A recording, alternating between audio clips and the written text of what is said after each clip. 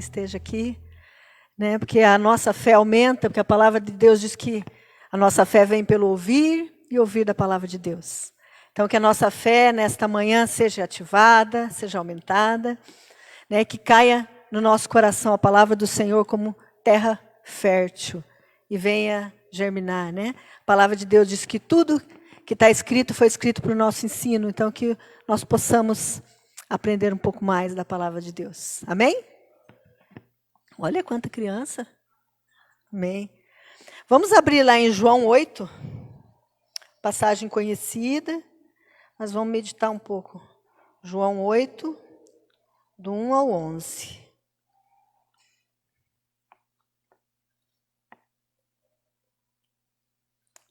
João 8, de 1 a 11. Amém? Está escrito assim. Entretanto, Jesus seguiu para o Monte das Oliveiras. Ao amanhecer, ele voltou ao templo e todo o povo chegava-se ao seu redor. Então ele se assentou e lhes ensinava. Os escribas e os fariseus trouxeram até ele uma mulher surpreendida em adultério. Forçaram-na a ficar em pé no meio de todos e disseram a ele: Mestre, esta mulher foi apanhada em flagrante ato de adultério. Sendo assim, Moisés, na lei, nos mandou que tais mulheres sejam apedrejadas. Todavia, tu, que dizes a este respeito? Eles falavam assim para prová-lo e terem alguma coisa de que o acusar. Mas Jesus, inclinando-se, escrevia na terra com o dedo, como se não tivesse ouvido. Porque insistiram na pergunta, ele se levantou e lhes disse: Aquele dentre vós estiver sem pecado, seja o primeiro a lhe atirar uma pedra. E novamente inclinou-se e escrevia na terra. Então aqueles que ouviram isso, sendo convencidos por suas consciências, foram se retirando um a um, começando pelos mais velhos, até o último. Jesus foi deixado só e a mulher ficou em pé onde estava. Quando Jesus se ergueu, não vendo a ninguém mais além da mulher, disse a ela: Mulher, onde estão aqueles teus acusadores? Ninguém te condenou? Disse ela: Ninguém, Senhor. E assim lhe disse Jesus: Nem eu te condeno. Podes ir e não peques mais. Amém? Vamos falar do Cordeiro de Deus, né? Que tira o pecado do mundo. Então Jesus, lá em João 1, 29, na hora do batismo, né? João Batista fala: Eis o Cordeiro de Deus, que tira o pecado do mundo. Então esse é o nosso Jesus, o Cordeiro de Deus que tira o pecado do mundo. Cordeiro, né? No Velho Testamento, a maioria conhece, mas no Cordeiro no Velho Testamento ele era morto para que houvesse salvação, para que houvesse perdão dos pecados. Então Israel pecava e o Cordeiro era imolado, era morto, para que o povo fosse perdoado. Mas com Jesus, né, o nosso sacrifício final, o sacrifício que foi feito de uma vez por todas. Jesus, o Cordeiro que tira o pecado do mundo.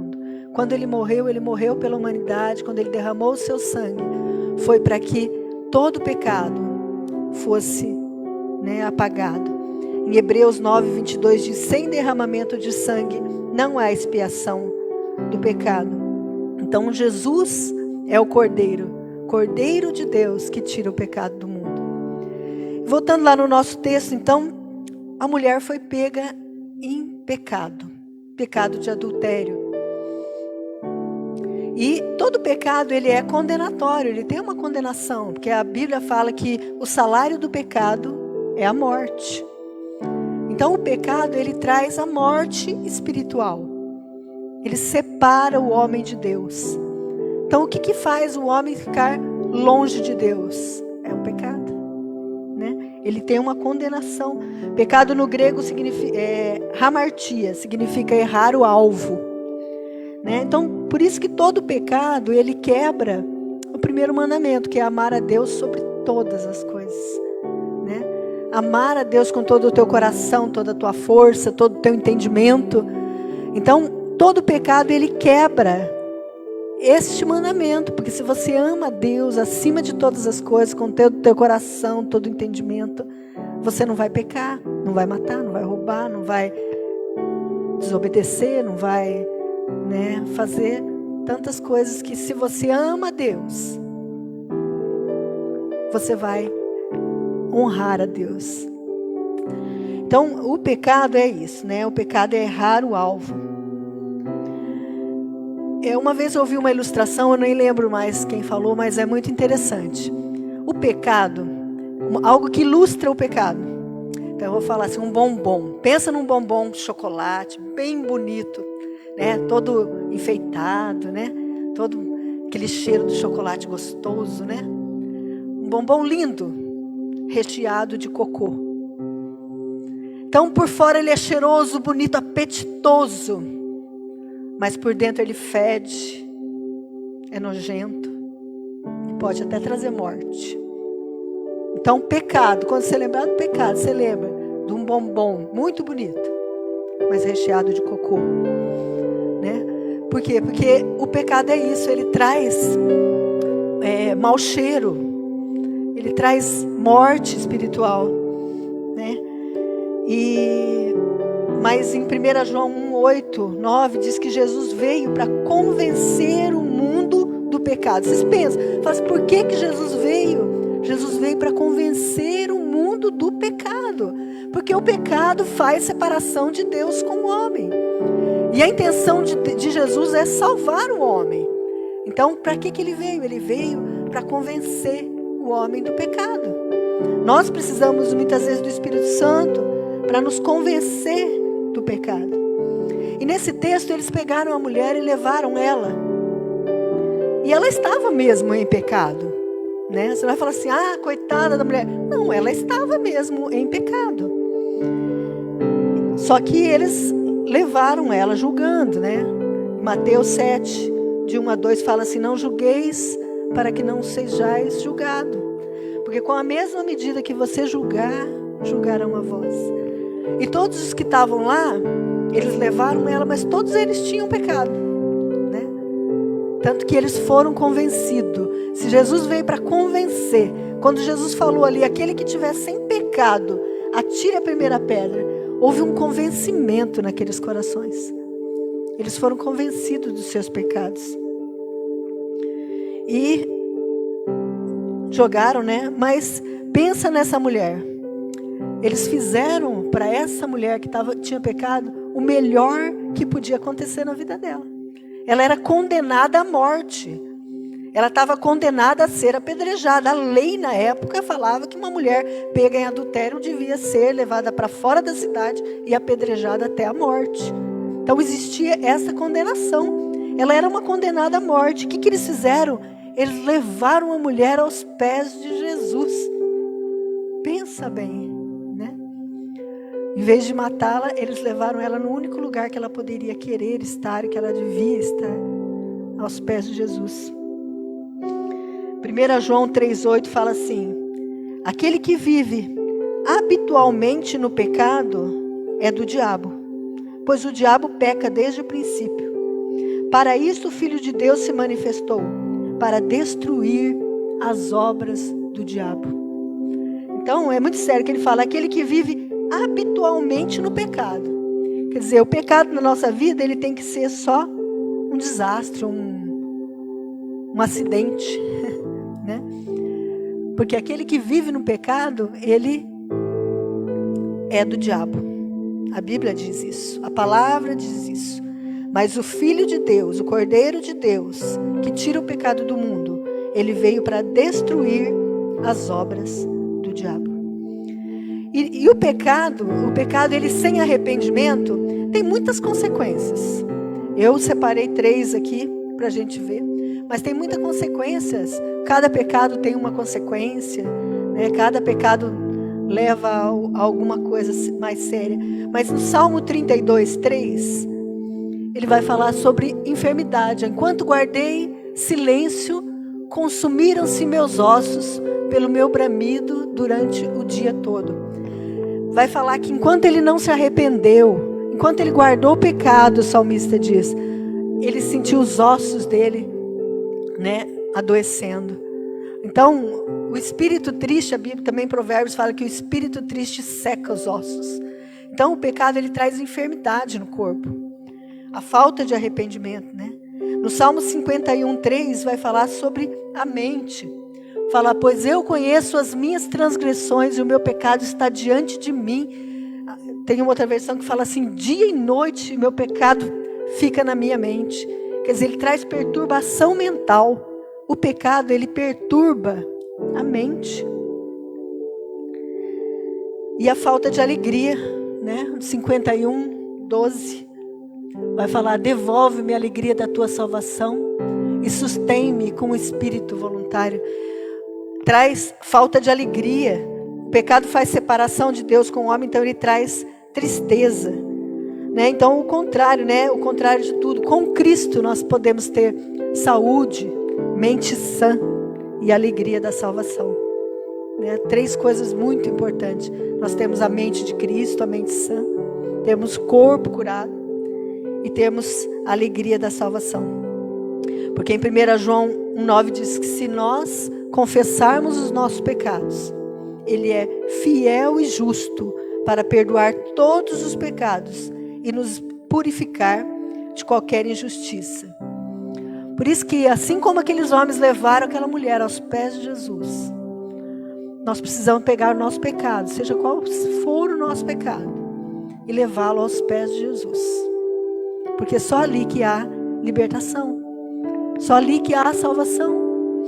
Então eu pego minhas mentiras, meus vícios, os enganos, minhas rebeldias e levo aos pés de Jesus, né? Porque daí ele vai olhar e vai falar assim, ninguém te condenou? Nem eu tampouco te condeno, né? O que impede a tua comunhão total com Deus hoje? Só um momento, fecha teus olhos. Fecha teus olhos e pensa agora. Você tem alguma coisa que você precisa pedir perdão a Deus? Tem alguma coisa que te incomoda?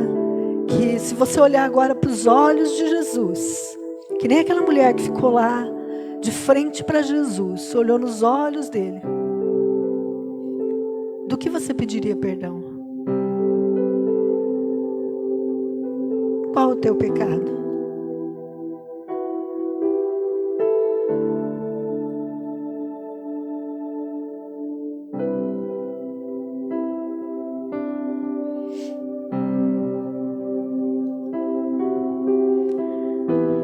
Amém. Ó, em João 3,17 diz assim, Deus enviou seu Filho ao mundo, não para condenar o mundo, mas para que o mundo fosse salvo por meio dele. Ele não veio para condenar, ele veio para que nós fôssemos salvos. Então, a intenção de Jesus não é condenar. Os olhos de Deus, quando põe sobre você, os olhos de Deus estão sobre você, não é para condenação. Porque ele diz que ele não veio para condenar. Ele veio porque ama, ele veio para que você tivesse uma chance de entregar teu coração para Jesus. Que você tivesse a chance de ter teu nome escrito no livro da vida. E eu achei muito tremendo quando ele fala para ela assim, ninguém te condenou? Onde estão aqueles que estavam prontos para te matar? Ela fala, ninguém condenou, Senhor. Ele diz, nem eu tampouco te condeno. Vá e não peques mais. Então aí também está o grande segredo. Vá e não peques mais. Né? Aí está o tremendo, porque muitas vezes o ser humano, né, pede perdão para Deus, mas sabe, de alguma forma, que amanhã vai pecar de novo, vai fazer de novo, vai entristecer o coração de novo, de Deus de novo. Mas a palavra de Deus diz que aquele pecado que você sabe que é pecado e que você tenta cometê-lo de novo, chama-se iniquidade. Pecado de iniquidade. Isso fere o coração de Deus. Por quê? Porque quem é chamado de iníquo na Bíblia é o diabo, né? Então, é muito sério quando Jesus fala: vá e não peques mais. Se o teu pecado são palavras torpes, se você tem errado nas palavras, se o teu pecado, seja qual ele for, você tem que assentar no teu coração: não peques mais. Aquela mulher foi salva, ela foi levada aos pés de Jesus, mas tem uma condição. Ele falou: vai, não peques mais. Só que nós somos humanos. A palavra de Deus diz que se você disser que não tem pecado, você já pecou, porque todos nós pecamos. Mas nós temos que saber que o pecado tem que ser um acidente. Não pode ser habitual. Não pode ser um pecado de estimação, né? Porque fala que aquele que peca habitualmente é do diabo. E nós não somos, nós somos do Senhor, lavados, remidos pelo sangue de Jesus.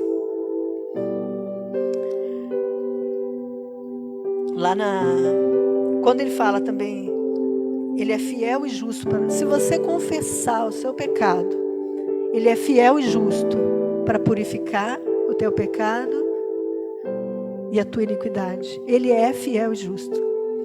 Se muitas vezes vem no teu coração: mas amanhã não estou... Se você confessou, você pediu perdão, ele é fiel e justo. Se você não crê, você vai estar dizendo: não, Deus não é fiel e justo. Mas ele é fiel e justo para nos perdoar de todo pecado. Porque ele é o Cordeiro de Deus que tira o pecado do mundo. Amém? Lá na história do filho pródigo, que todo mundo sabe, né? A maioria. O filho sai, gasta tudo, peca, mas ele se arrepende. Ele se arrepende e fala: meu Deus, na casa do meu pai eu tinha tudo.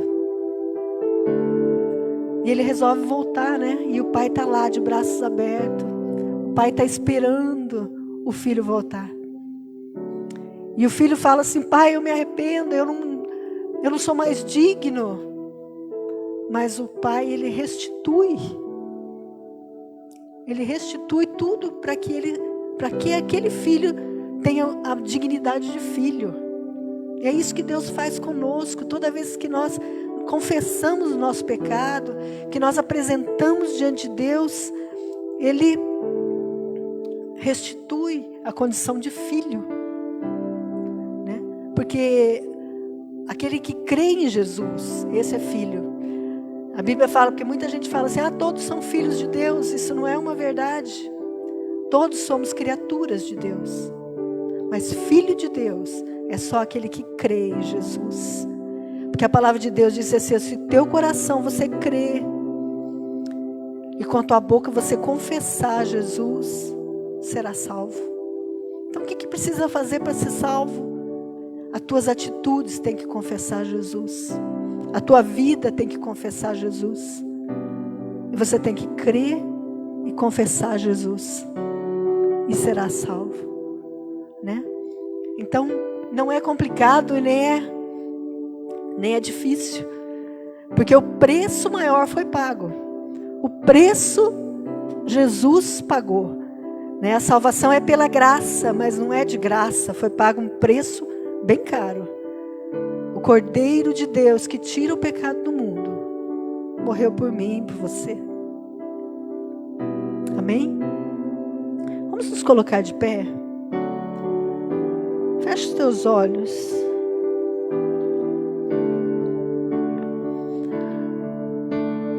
Você é grato a Deus pela salvação? Você é grato a Deus pelo perdão?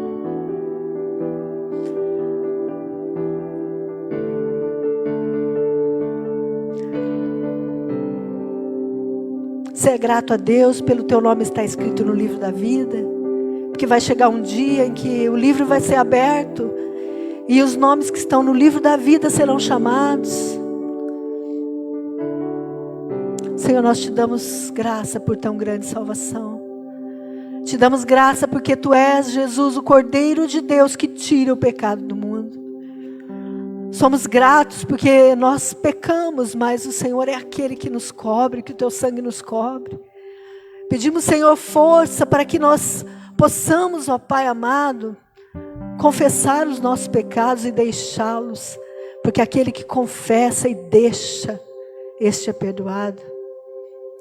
Louvado seja o teu nome, Senhor. Nós te adoramos, Cordeiro Santo de Deus. Cordeiro de Deus que tira o pecado do mundo, nós amamos a Ti. Te damos graça pela oportunidade que nós temos. Tantos morrem dia a dia, Senhor, e não têm essa salvação. Tantos morrem dia a dia e não têm a oportunidade de saber que o Senhor é o único Senhor, que só em Ti há salvação. A Tua palavra diz que só há um caminho, e o Senhor é o caminho, a verdade e a vida. E nós Te adoramos por isso, Senhor. Nós adoramos ao Senhor pela salvação. Oh, louvado seja o Teu nome. Louvado seja o Teu nome. Recebe agora, onde você está, recebe o perdão de Deus. Recebe a graça do Senhor. Entenda no teu coração aquilo que o Senhor disse: vai, não peques mais. Ninguém te condena, nem o Senhor te condena, mas vai, não peques mais. Oh, louvado seja o nome do Senhor.